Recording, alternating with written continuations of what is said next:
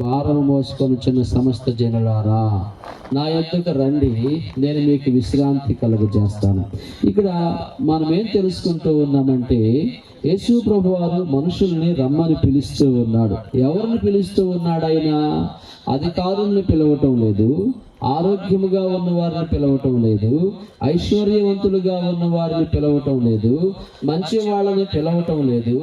భారముతో, ప్రయాసముతో, పాపములో లేదా రోగములో ఉన్నటువంటి వారిని యేసు ప్రభువారు పిలుస్తూ ఉన్నారు. రోగములో ఉన్న వారిని ఎవరు పిలుస్తారు? బాధల్లో ఉన్న వారిని ఎవరు కేకేస్తారు?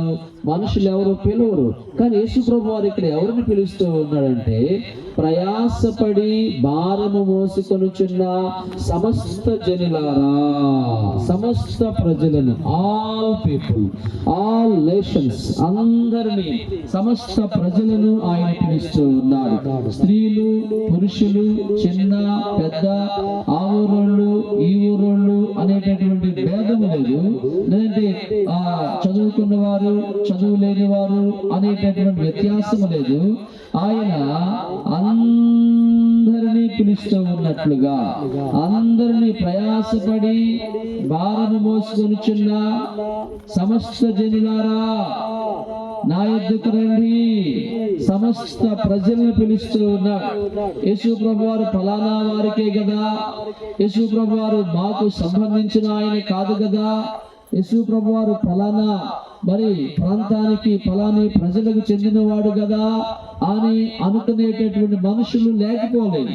కానీ ఇక్కడ రాయబడి ఉంది, సమస్త ప్రజలను. ఎవరిని? అందరినీ, ప్రయాసపడి భారం మోసుకొనుచున్న సమస్త జనులారా, నా యొద్దకు రండి, కమ్ టు మీ, నా యొద్దకు మీరు రండి, నేను మీకు విశ్రాంతిని కలుగజేస్తాను.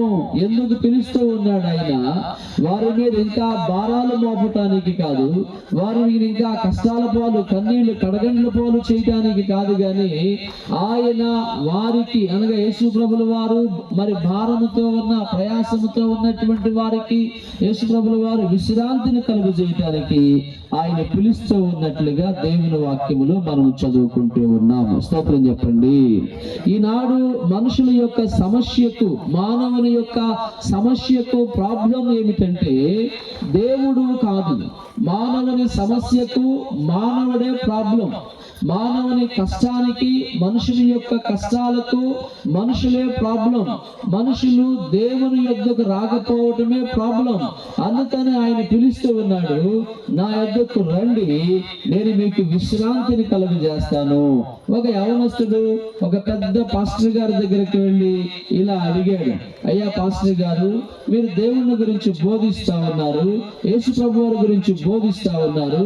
యేసు ప్రభువారే గనుక ఉంటే, లేదా దేవుడే గనుక ఉంటే, సంథింగ్ గాడ్, ఏ దేవుడైనా కానీ దేవుడే గనుక ఉంటే, ఎందుకు ఇన్ని కష్టాలు, కన్నీళ్లు, కడగండ్లు, రొప్పులు, రాగాలు, బాధలకు, ఇన్ని బాధలకు కారణం ఏమిటి? ఇన్ని బాధలు, కష్టాలు మనుషులు పడతా ఉన్నారు కనుక దేవుడు లేడు, దేవుడు ఉంటే ఇలా ఎందుకు జరిగిద్ది, ఇలా ఎందుకు జరుగుతుంది అని ఒక పాస్టర్ గారిని అడిగాడు. అతను ఎవరు? ఒక బార్బర్, కటింగ్ షాప్ లో మరి కటింగ్ షాప్ నడుపుకునే ఒక బార్బర్ అయి ఉన్నాడు అనమాట. అప్పుడు ఆ పాస్టర్ గారు ఏమన్నాడంటే, ఈ లోకంలో, ఈ ప్రాంతంలో, మన ఊర్లో మరి బార్బర్లే, కటింగ్ షాప్ వాళ్ళే లేరేమో.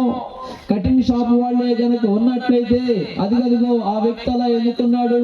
పిచ్చివాడిగా, గడ్డం పెరిగి, తల పెరిగి, మరి చాలా మరి ఒక చెడ్డ వ్యక్తిగా, వికారంగా ఎందుకున్నాడు? మన ఊర్లో, మన ప్రాంతంలో, మనకు దగ్గరలో బార్బర్ షాపులే లేవేమో, కటింగ్ షాపులే లేవేమో, కటింగ్ చేసేవాళ్ళే లేరేమో కదా అని అతను